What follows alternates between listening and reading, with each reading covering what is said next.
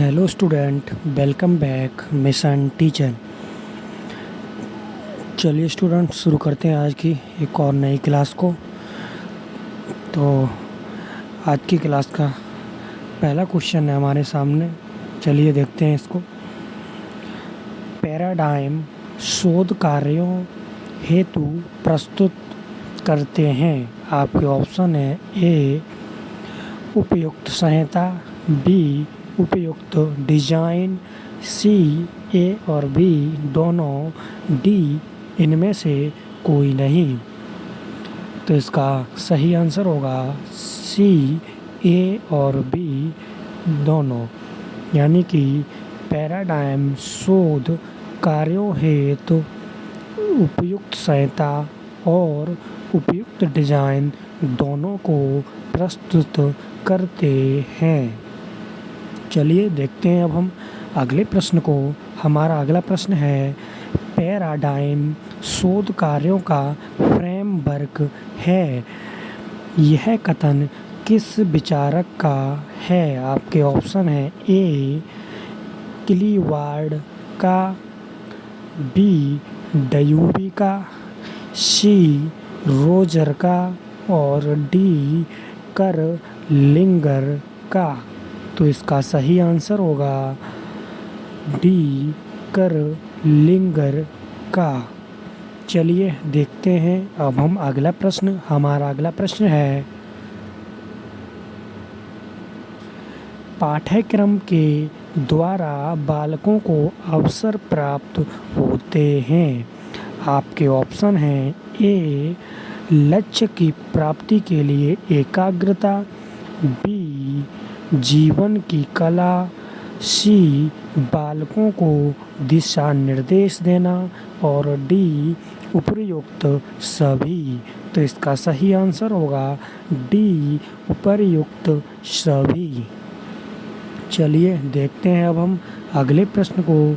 हमारा अगला प्रश्न है, कोठारी आयोग ने अखिल भारतीय संस्थानों में शिक्षा का माध्यम किस भाषा को माना है? आपके ऑप्शन है ए संस्कृत, बी हिंदी, सी अंग्रेजी और डी फ्रेंच। तो इसका सही आंसर होगा सी अंग्रेजी। चलिए देखते हैं अब हम अगला प्रश्न। हमारा अगला प्रश्न है, राष्ट्रीय शिक्षा निर्भर है। आपके ऑप्शन है ए राष्ट्रीय चरित्र पर, बी राष्ट्रीय एकता पर, सी ए और बी दोनों, डी इनमें से कोई नहीं। तो इसका सही आंसर होगा सी ए और बी दोनों, यानी कि राष्ट्रीय शिक्षा, राष्ट्रीय चरित्र और राष्ट्रीय एकता दोनों पर निर्भर होती है।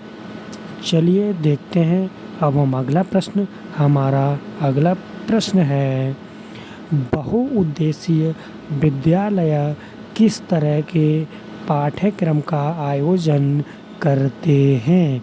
आपके ऑप्शन है ए विभिन्न योजनाओं वालों, बी विभिन्न उद्देश्यों वाले, सी विभिन्न रुचियों वाले और डी ये सभी। तो इसका सही आंसर होगा डी ये सभी। चलिए देखते हैं अब हम अगले प्रश्न को। हमारा अगला प्रश्न है, ग्रामीण क्षेत्रों के माध्यमिक विद्यालयों में किन क्रियाओं को प्राथमिकता दी जाती है? आपके ऑप्शन है ए पशुपालन, बी कृषि, सी बागवानी और डी ये सभी। तो इसका सही आंसर होगा डी ये सभी, यानी कि ये प्रश्न है, ग्रामीण क्षेत्रों के माध्यमिक विद्यालयों में पशुपालन, कृषि और बागवानी तीनों क्रियाओं की प्राथमिकता दी जाती है। चलिए देखते हैं, तो इसके सारे ऑप्शन सही होंगे। अब देखते हैं हम अगले प्रश्न को। हमारा अगला प्रश्न है, नई राष्ट्रीय शिक्षा नीति में अध्यापकों को किस प्रकार की दिशा प्रदान करने पर जोर दिया गया है? आपके ऑप्शन है ए सृजनात्मकता की, बी रचनात्मकता की दिशा, तो और सी ए और बी दोनों की, डी इनमें से कोई नहीं। तो इसका सही आंसर होगा सी ए और बी दोनों की, यानी कि नई राष्ट्रीय शिक्षा नीति में अध्यापकों को सृजनात्मकता और रचनात्मकता दोनों प्रकार की दिशा प्रदान करने पर जोर दिया गया है कि बच्चा सृजनात्मक तरीके से भी सीखेगा और रचनात्मक तरीके से भी उसको शिक्षा दी जानी चाहिए।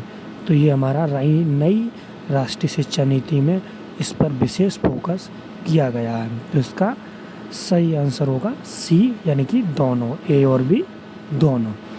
चलिए अब हम देखते हैं अगले प्रश्न को। हमारा अगला प्रश्न है, राजीव गांधी ने नई शिक्षा नीति में परिवर्तन किस वर्ष किया? आपके ऑप्शन है ए 1996 में, बी 1990 में, सी 1984 में और डी 1982 में। तो इसका सही आंसर होगा सी 1984 में, यानी कि राजीव गांधी ने नई शिक्षा नीति में परिवर्तन 1984 में किया था। ठीक, चलिए अब हम देखते हैं अगले प्रश्न को। हमारा अगला प्रश्न है आपके सामने, कोठारी शिक्षा आयोग के गुण हैं। आपके ऑप्शन है ए संवैधानिक शिक्षा लक्ष्यों की पूर्ति, बी जन शिक्षा का प्रचार प्रसार और सी शिक्षा पर और अधिक धन व्यय करना, डी ये सभी। तो इसका सही आंसर होगा डी ये सभी। चलिए देखते हैं अब हम अगले प्रश्न। हमारा अगला प्रश्न है, माध्यमिक विद्यालयों का पाठ्यक्रम होना चाहिए।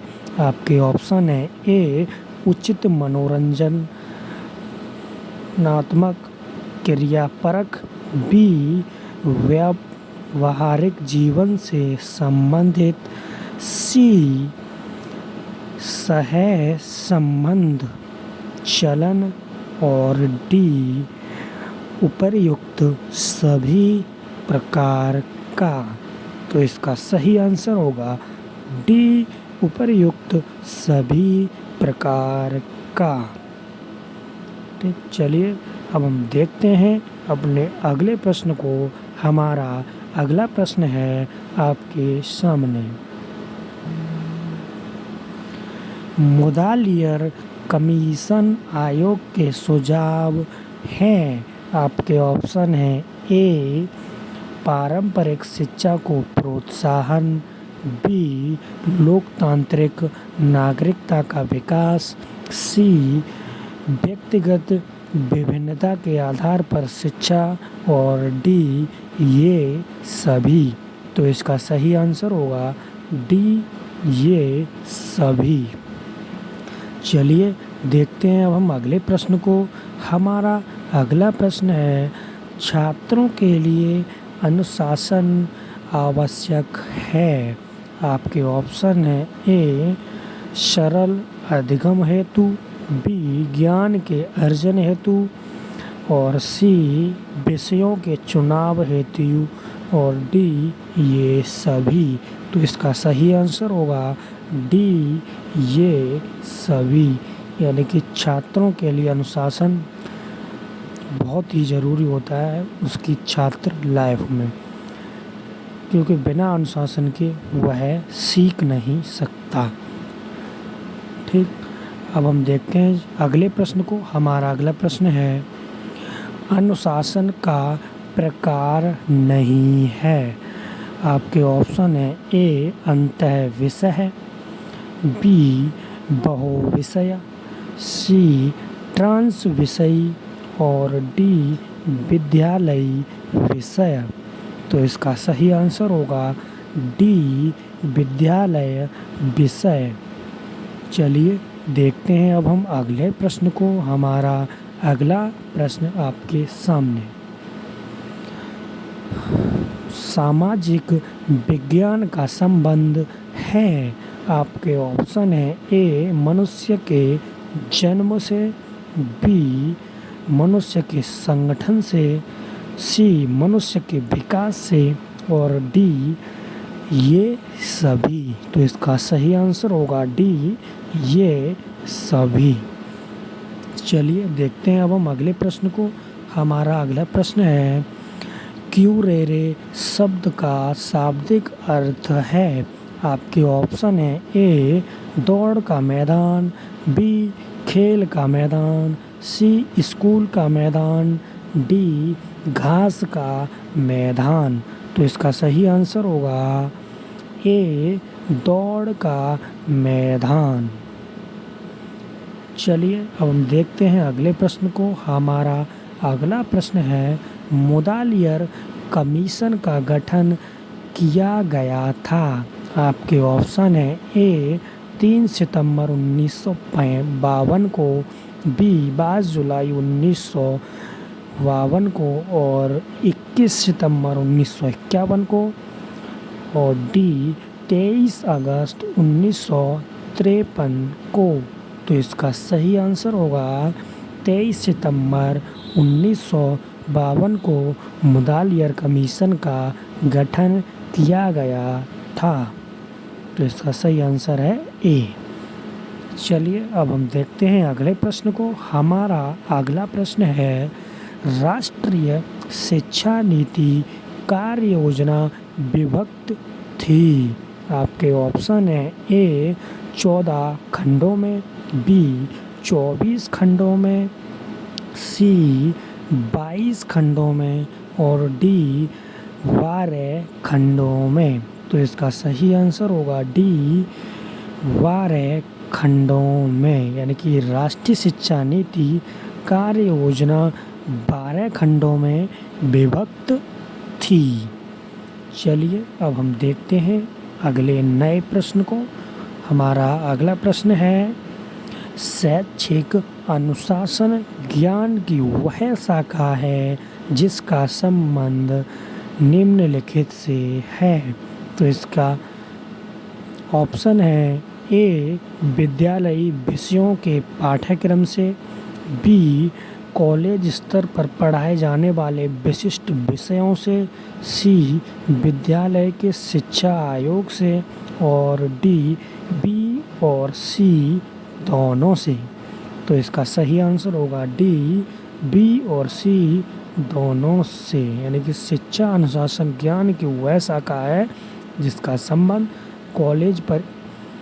कॉलेज स्तर पर पढ़ाए जाने वाले विशिष्ट विषयों और विद्यालयों के शिक्षा आयोग से विश्वविद्यालयों के शिक्षा आयोग से होता है। चलिए देखते हैं अब हम अगले प्रश्न को। हमारा अगला प्रश्न है सभी अध्ययन विषयों के संयुक्त प्रयास द्वारा ज्ञान प्राप्त करना किस अध्ययन विषयों के प्रकार डिसिप्लिनरी के अंतर्गत आता है। आपके ऑप्शन है ए क्रॉस अध्ययन विषय, बी ट्रांस अध्ययन विषय, सी बहु अध्ययन विषय और डी इनमें से कोई नहीं। तो इसका सही आंसर होगा सी बहु अध्ययन विषय। चलिए अब देखते हैं अब हम अगले प्रश्न को। हमारा अगला प्रश्न है सर्वाधिक अध्ययन विषयों के उदय की शताब्दी है। आपके ऑप्शन है ए 19, बी 17, सी 15 और डी 13।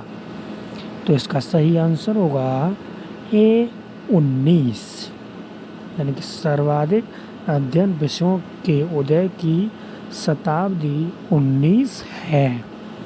चलिए देखते हैं अब हम अगले प्रश्न को। हमारा अगला प्रश्न है, डिसिप्लिन शब्द की उत्पत्ति किस शब्द से हुई है? आपके ऑप्शन है, ए डिसाइपल से, बी डिसिप्लिना से, और सी ए तथा बी दोनों से, डी इनमें से कोई नहीं। तो इसका सही आंसर होगा डी इनमें से कोई नहीं। चलिए देखते हैं अब हम अगले प्रश्न को। हमारा अगला प्रश्न है, ज्ञान का अर्थ है। आपके ऑप्शन हैं, ए यह एक शक्ति है, बी यह कार्य करने की क्षमता है, सी यह न्यायोचित सत्य विश्वास है, और डी उपर्युक्त सभी। तो इसका सही आंसर होगा डी उपर्युक्त सभी।